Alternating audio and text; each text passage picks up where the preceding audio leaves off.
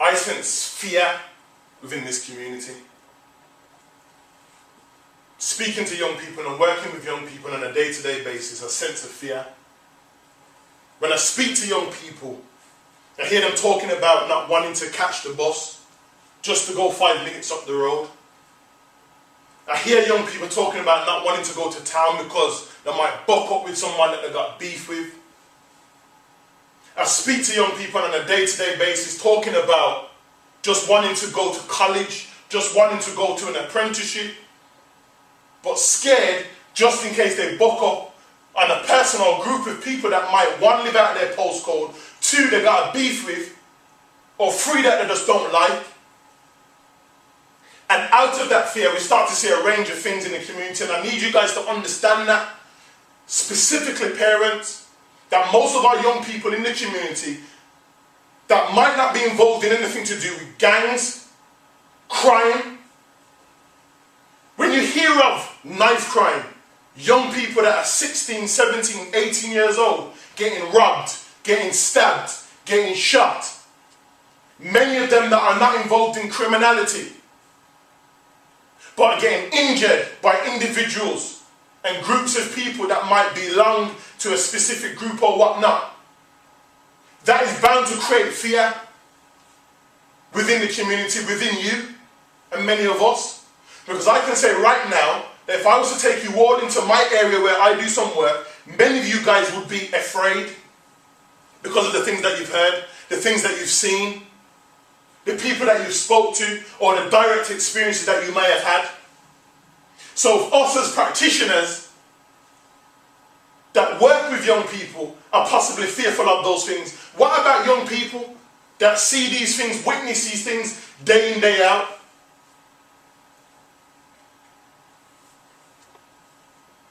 This was a knife that I confiscated from a young boy that was 15 years old. He's on his pedal bike. Now the picture doesn't really give the knife any justice, but I'll just give you a breakdown. The handle was about that big, and the knife itself was about that big, 15 years old. And as you can see, he put it in like he had it in like a case attached to a shoestring that had on his arm, so he put his coat on and it would just hang, and he was just on his BMX bike riding up and down. Stopped him, was talking to him, and I realised he was swinging, took it from him. So I said to him, I asked him that fundamental question, why have you got it? Why are you up and down the road with that? His response was, I'd rather get caught with it than without it. I'd rather get caught with it than without it. And this is the mentality of our young people that live within our community. They'd rather get caught by the police rather than be in a situation where they get caught up going to somewhere and get injured and get hurt by other people. Because them days have changed now, when the one-on-ones and the fighting, you have a problem with someone, you fist it out, punch someone up, you have a one-on-one, you have a scrap. Nowadays, young people don't want to get boxed up. Too much credibility, too much status they may have in their community, or the illusion that they may have created. So some young people carry knives, some young people are afraid. And when I work within a prison institution and I speak to young people that are serving life for prison, serving life in prison for knife-related incidents, and I speak to them and say to them, yo, what was the run-up to you doing that event? What was the run-up to you stabbing that person and taking his life? And most of them say, you know what? I wasn't really on it like that. These are young people that are not involved in gangs, because oftentimes when we hear knife crime, we talk about knife crime, we always attribute knife crime to individuals that are involved in gangs or criminal activity. These are regular young people that may have just went to the kitchen for a kitchen knife and brought it to college because someone rushed them a week before, or someone threatened them on the bus going to college. So when we look at this issue, and we look at all of these interventions about these knife amnesties, we have to start to ask fundamental questions. What is a knife amnesty going to do to reduce knife crime? What are knife bins going to do to reduce knife crime? We have to ask these fundamental questions, because you can get rid of all the nice, but if the mindset is still the same, if young people are still fearful, if young people have still got hatred within their heart, if young people have still got poor self-concept of themselves and others, then the mentality itself is not going to change. Our young people are nihilistic. They're addicted to violence. Some of them pick up knives, some of them pick up guns, some of them want to hurt people. So if we're not changing those mindsets of individuals that think like that, putting a wheelie bin in town to put knives in there, setting up a knife amnesty in town is not going to reduce violence within our community. We have to start to challenge and critique these interventions that are out there, well-intentioned, but we're dealing with mentalities. And individuals that are watching this, individuals that are a part of this type of movement, know that this wishy-washy intervention is not going to work with our young people. Because I know young people that will put it in the bin and say, you know what, I've still got beef, so you know what, I'm going to go get another knife and I want to move to them, man. That's the reality that a lot of us might feel uncomfortable with, but it's a reality that we have to deal with, and it's about putting intervention in place that deals with their mentality, that looks at that enables them to make positive changes. And we just look at knife crime. We look at the impact knife crime has, gun crime has. We have to start to ask these fundamental questions. I was just talking about mindset. And we have to start to ask ourselves that fundamental question. Are our young people traumatized? Are the young people that we engage, the young people that we see within our community traumatized? What do I mean by trauma? I'm talking about young people that experience vicious, barbaric incidents within our community daily. I remember speaking to a group of young people that just left the youth centre and said they was walking up the road and an individual pulled out a shotgun and shot after them as they was leaving the youth centre, and spoke about it very casual. So we know that our young people are desensitized to violence, they're immune to violence, because they hear about it all the time. They hear about man getting rushed daily. They hear about people getting robbed daily. They hear about knife crime daily. They hear about gun crime daily. They hear about individuals going in and out of the prison system daily. So we need to start to ask these fundamental questions. Are the young people we're engaging, are they traumatized? And if they are, what are we doing as practitioners to deal with their trauma? Or are we just dealing with their behavior?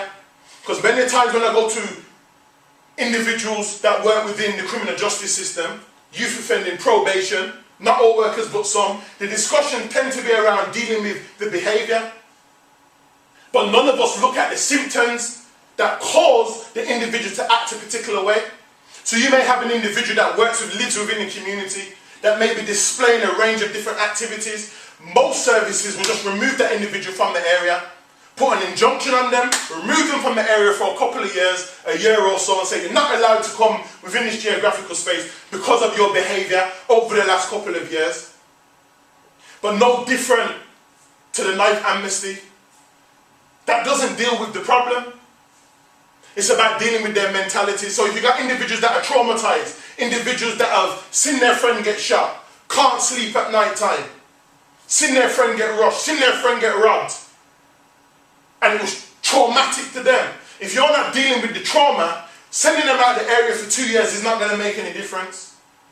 Because all it does is put them in a particular space for a period of time, but they're going to come back. No different to us sending our children to the prison system and expecting them to come out in 2, 3, 4 years as these bright, refreshed, new individuals. If there's no intervention that directly looks at their trauma, directly looks at their psychological and emotional needs, then just dealing with the behaviour is not enough. And I can't stress that enough, that those individuals that are thinking about working with young people that are impacted by these types of affairs, we have to start to understand and look at the impact of trauma. Because if we talk about soldiers, for example, let's look at soldiers as an example. Those individuals go over to Afghanistan, Iraq, Syria, and they fight wars, and they'll come back and they'll get an automatic psychological assessment. These individuals may say, I'm fine. But then we know, looking at trauma, that these individuals may be doing something on a casual day, may hear a loud bang and react. So let's look at that on a day-to-day level. You've got young people that are walking up and down the road. What are you looking at me for, fam? What are you watching me for, fam? What? My man Feds. Who's my man? I'm sure my man's one of them. How come my man's looking at me for? Why you stepped on my trainers? Don't talk to me like that. We hear young people saying these things, but what we do is we add labels to it. That youth thinks is bad. That youth's just hyped. That youth's just gassed. And we give them the labels that society creates for them. But we don't look at the trauma. So I've seen young people be stabbed, be shot. 3 months after their incident, are paranoid, want to carry knives, want to carry guns, want to hurt people because of their fear. But the services see them as individuals that may be involved in gangs, may be involved in a range of different criminal activities, and they say, you know what, we're going to remove you out of the area. We have to look at this, and we have to be critical when we look at interventions that what work and what don't work. Yes, the criminal justice system is there and it's placed and it has its purpose. But if we're just dealing with behaviours alone, and we're not looking at things like assistance, which we'll look at in sessions to come, if we're not looking at things that look at the underlying process which causes criminality to stop, then we're going to see an off-repeat issue with young people coming in and out of the prison system, young people wanting to carry knives, young people wanting to hurt people for whatever reason. We have to look at this. Just kind of give you a breakdown of a couple of things, and this is predominantly for parents. When we're looking at trauma, and I'm not saying all young people that experience these different symptoms are traumatized, but from the experience that I've had working with young people that are traumatized and working with practitioners within mental health and clinical psychologists, these are just a few things when we're looking at trauma. Sleepless nights. I know individuals that have lost friends to knife crime, to gun crime within the last couple of years. Most of those individuals can't sleep. So you'll find them on Grand Theft or Call of Duty all night, or listening to some mad music, smoking weed, in order to do that for them to go to sleep. Sweating throughout the night, constant sweating, loss of appetite, very emotional, mood swings, loss of purpose, withdrawn, the constant need for attention, the constant need to be around people, always excited, always has to be the one that is seen, is heard, the class clown, the individual that is always kicking off in the pupil referral unit, at school, at college. Anger, rage, the constant need to be around people, don't want to be alone, afraid to be alone, always feel they have to be with somebody, and the overly sexualized behavior. The multiple partners wanting to sleep with multiple people, male and female, but we don't understand trauma. But again, we give them labels. Girls are just loose, the slags, and we hear all of these things, but we don't really look at the psychological impact that something might have happened in their childhood, and the impact and the adverse impact it has on them today. And we see them behave in a particular way. So again, this can be applied to a range of different things. It doesn't have to be crime. When you look at prostitution, when you look at terrorism, when you look at child abuse, paedophilia, when you look at rape, most times when you study the life course of those individuals that are affected or making individuals victims and their perpetrators, when you look at their life course, you'll find that a traumatic experience happened. And it's not a justification, but it's giving you a context into why people think and why people react.